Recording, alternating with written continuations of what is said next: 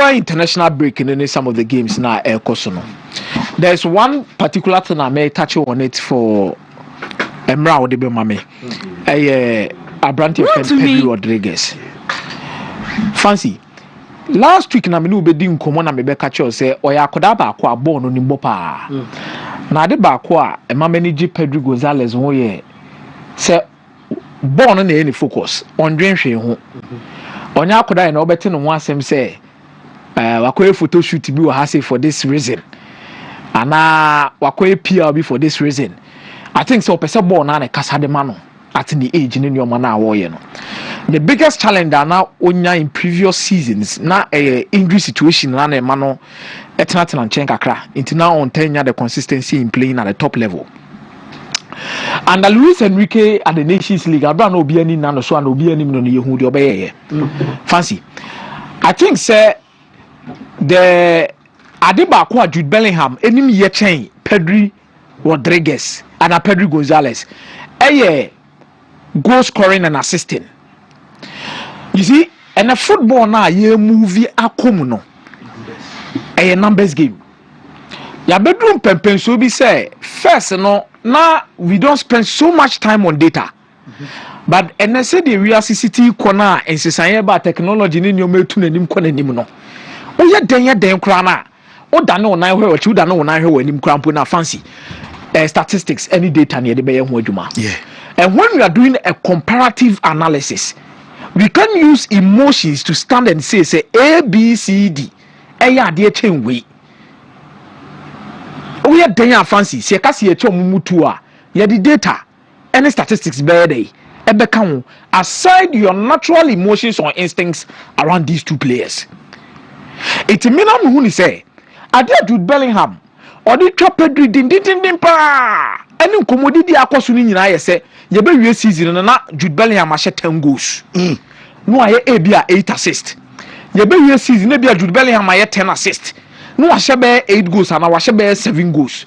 It is because of the fact that Jude Bellingham you using different roles and maximizing the output when it comes on the field. Now under Carlo Ancelotti, Jude Bellingham you say in the number 10 position. Otimibo, osadi nibo 8 now Otimibo. And I've seen him play as a box-to-box midfielder to abroad the numbers a day. This is the level I believe Pedri is getting to. Now, Onya Drew Honomoa, fancy, I think the Ballon d'Or is not far from Pedro Gonzalez. Onya the goals, any assist, Ekanwa. And now we say 2 goals. She baby of far ball. She call for security space man. Any the shot no city boy, you know. Last season when Wontumi double-digit goals for Barcelona. But me Barcelona set up needing Pedri ya ba be say no na the box-to-box midfielder for Barcelona. Because so check it in the double pivot now. Frankie de Jong city just in front of the center backs. Now Pedri is acting as the controller. Pedri is acting as the dictator at some point in time.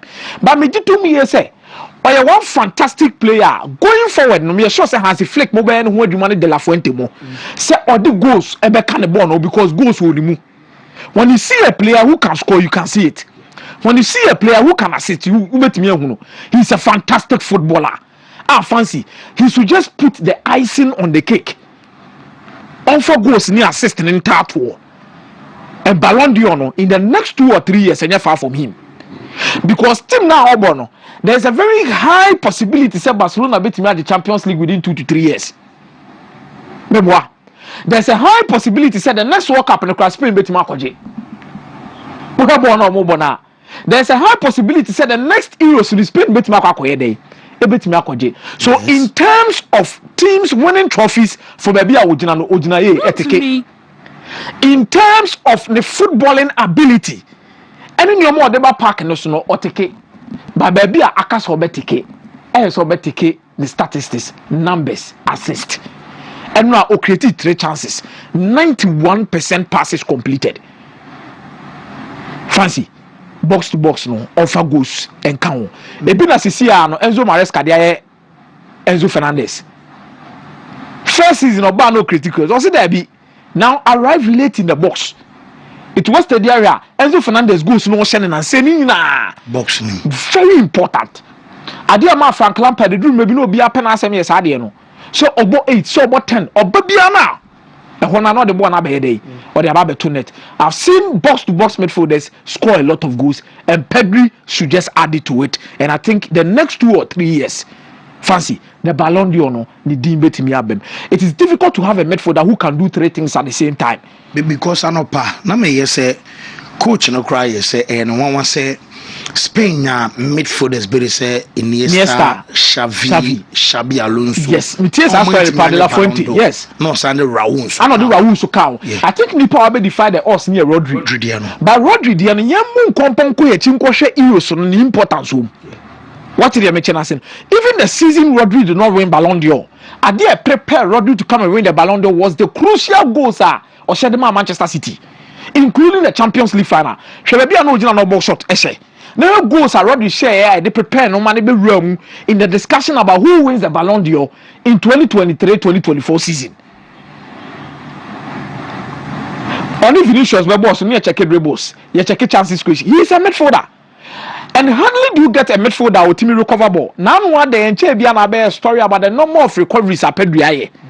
So that means defensively he is there. In terms of controlling the game, dictating the tempo of the game, he is there. Into society goes in the canwa, what take a boss is never your corner in Menuano. I said Mikel Merino so. Mikel Merino so every year last season was now. Fancy no boss a center forward or share a lot of goals. Now from the middle of the park, he's also the goals be brain account. And which is going to push him further because he is not your flamboyant kind of central midfielder.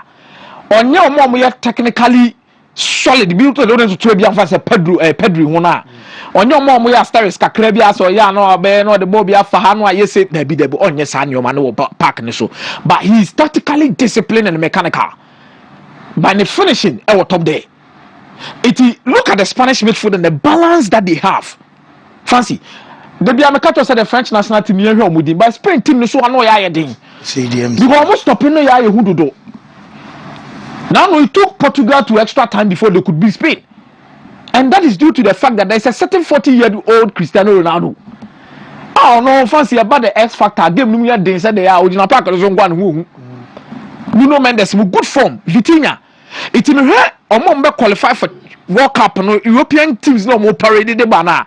Fancy, she almost squad kuda. We are in for a solid competition, either the World Cup or the Euros. Because Portugal, we Ronaldo crumpled in the free more. She kuda no more team nim. Her Vitina age, her Nuno Mendes age. She boys no more good team nim na her more ages. No ko fast Spain. She boys no more so sa woman so ages. Kubasi Mone Lenormand, Mone Jean Hansen mo. She boys ni na more ages on modi wom. No ko France. Trameni mo, Kylian Mbappe, Manu Kone. She boys no Bakola, Desire Doué. You look at the numbers and you understand the kind of quality and these teams in Romodeba. Then Germany, if you want to know, I'm fancy. Still, na Juma home. They say too much, Mike. Germany team the deep. You have say Juma home. But I think it's a fancy. In all, I wanted to speak about Pedri, and I think for now he's establishing himself as one of the top central midfielders in the world. He should just add numbers and he's good to go. Fancy. Well, may I say, maybe Michael or Meza, and what can I think Pedri is the best midfielder in the world at the moment? Where